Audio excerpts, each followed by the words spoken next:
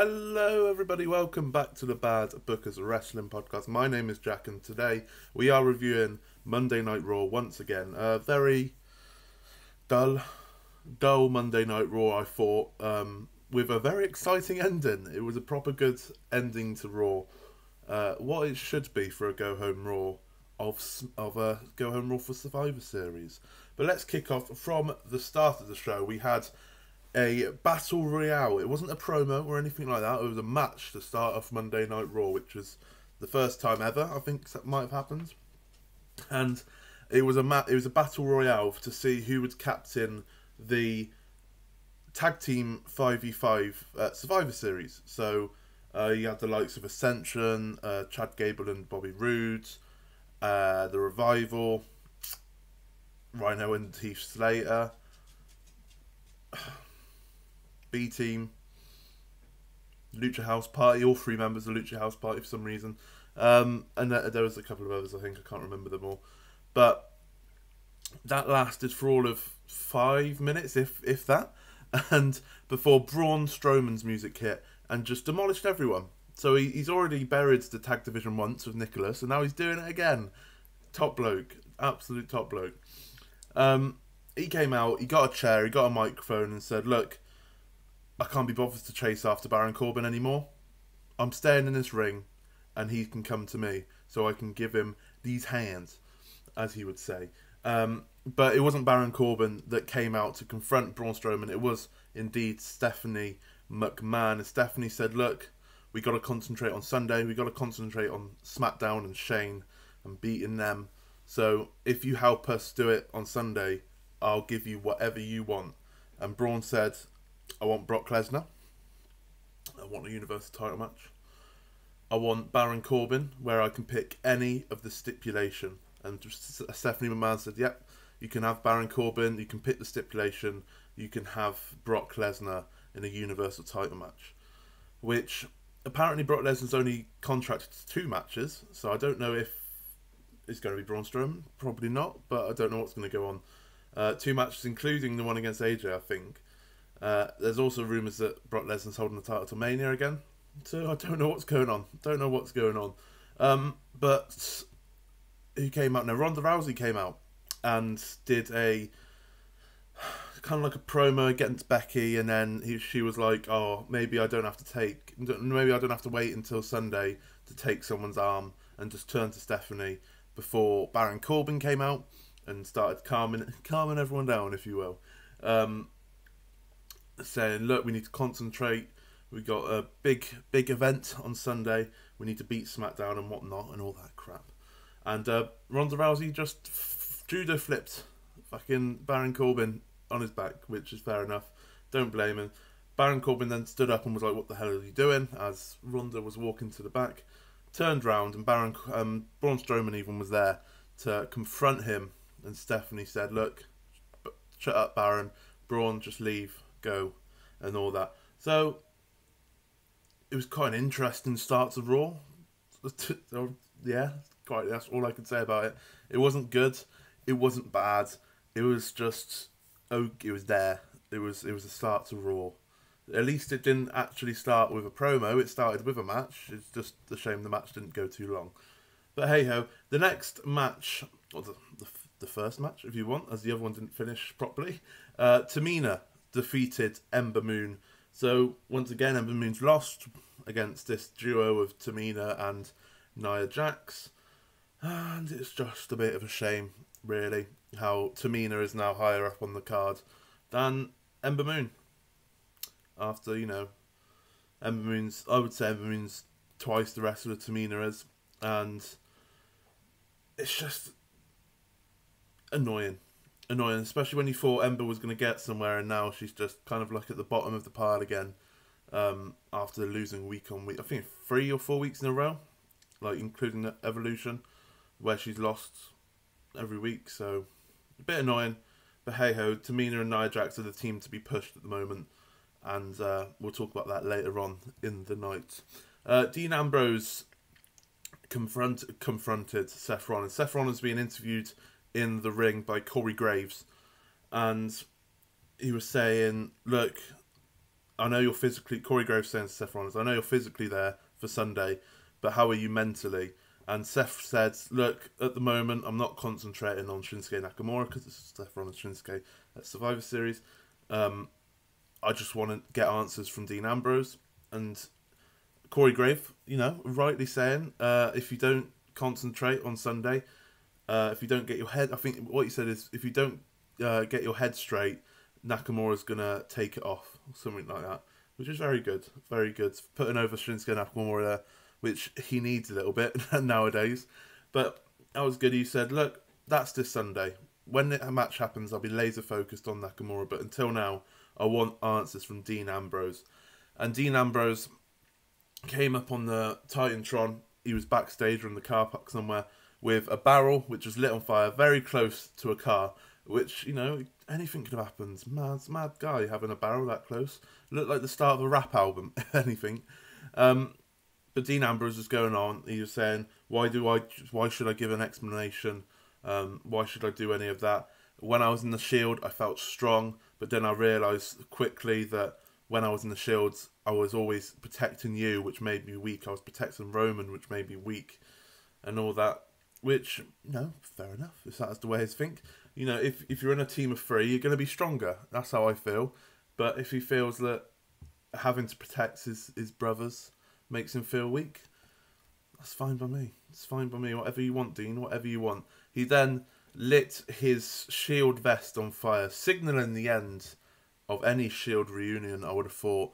And in a few years' time, when they're all legends and whatnot, like 10 years' time or whatnot, 20 years' time, they'll all reform the Shield probably. But for the time being, I would say that probably ends anything to do with the Shield coming back together when Roman comes back. And which, I think we've all seen enough of the Shield, like comebacks and whatnot. So I'll be happy with all three singles just to go on for the inevitable future.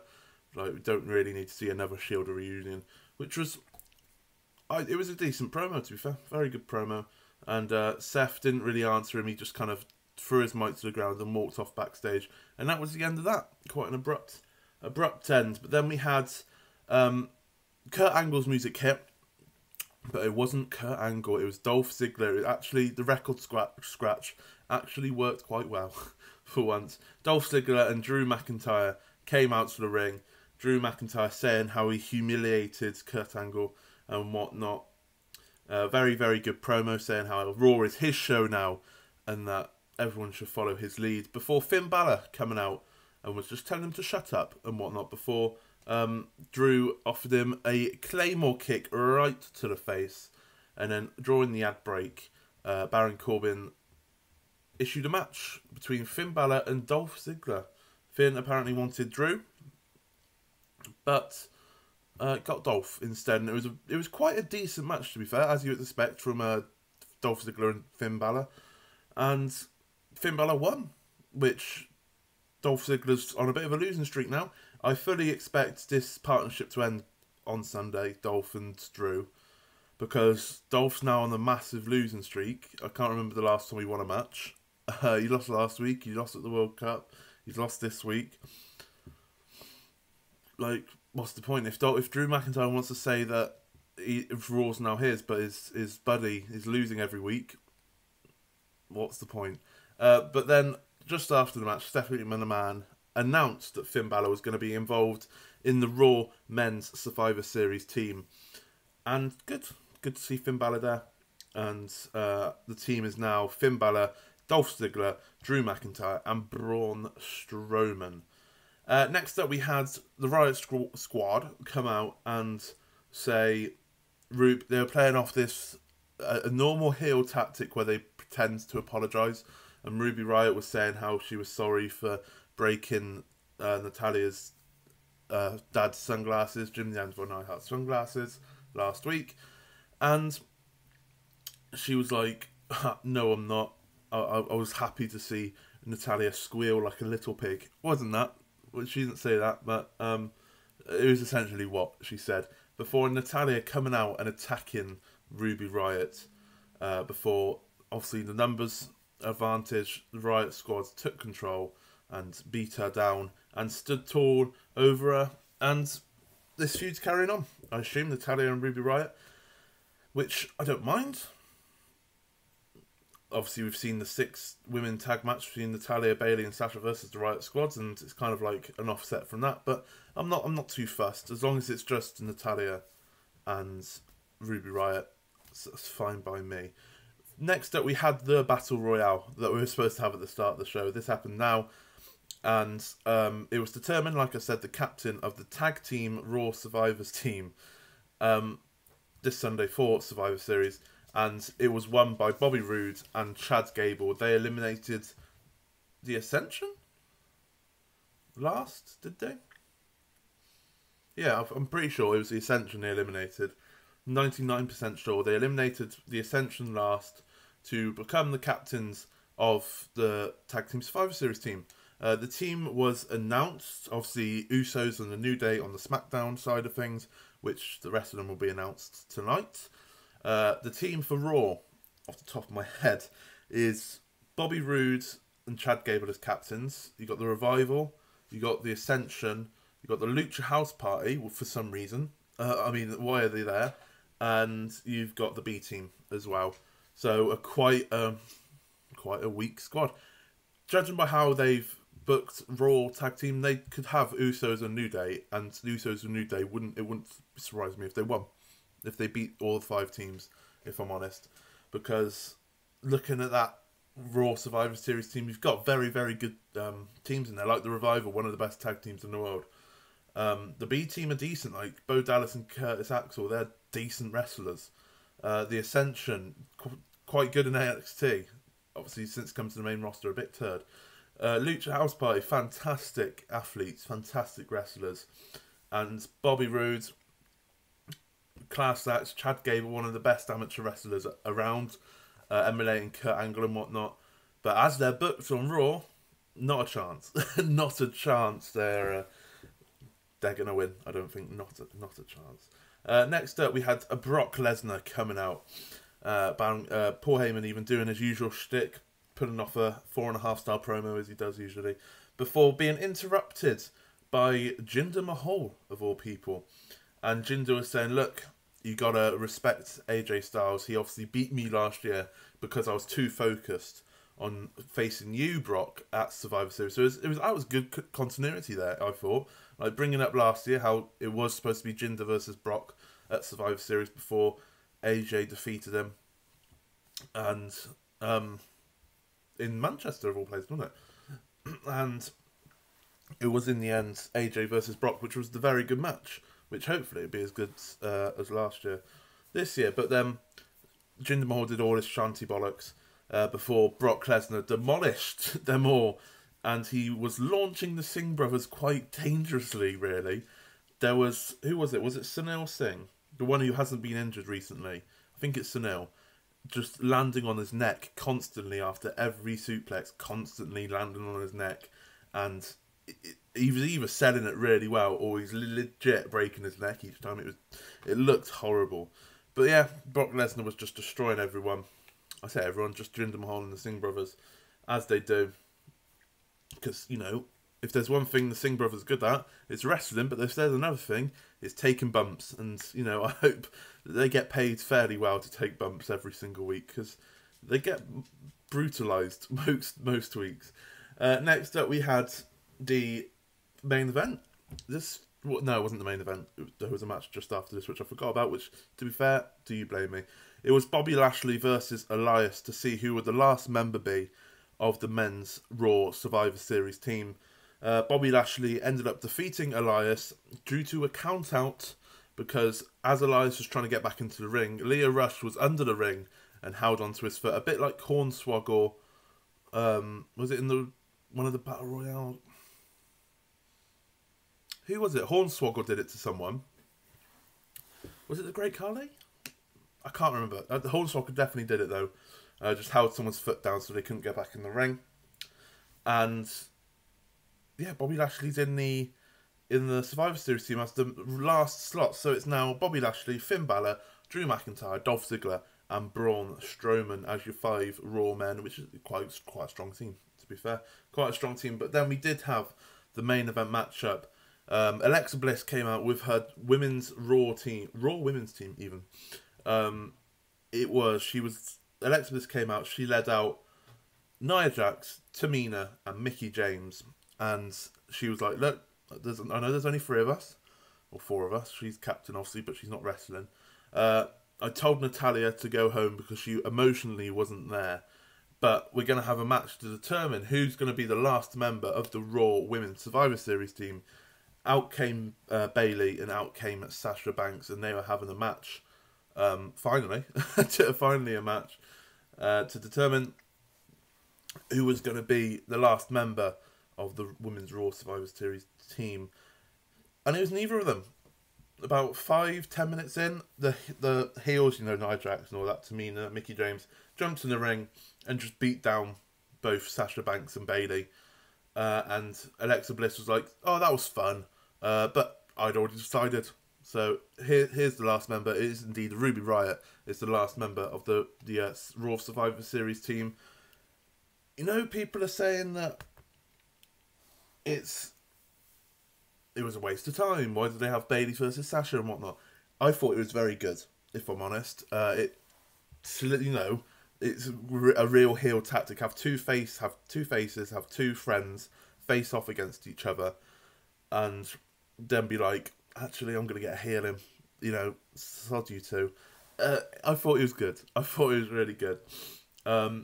But that wasn't the end of it. The camera cut to screaming at the badge, absolutely screaming, and the cameraman was running down the hallway, and there was Becky Lynch with Ronda Rousey in the disarmer, and Ronda Rousey was squealing like a little bitch. It was a great visual to see.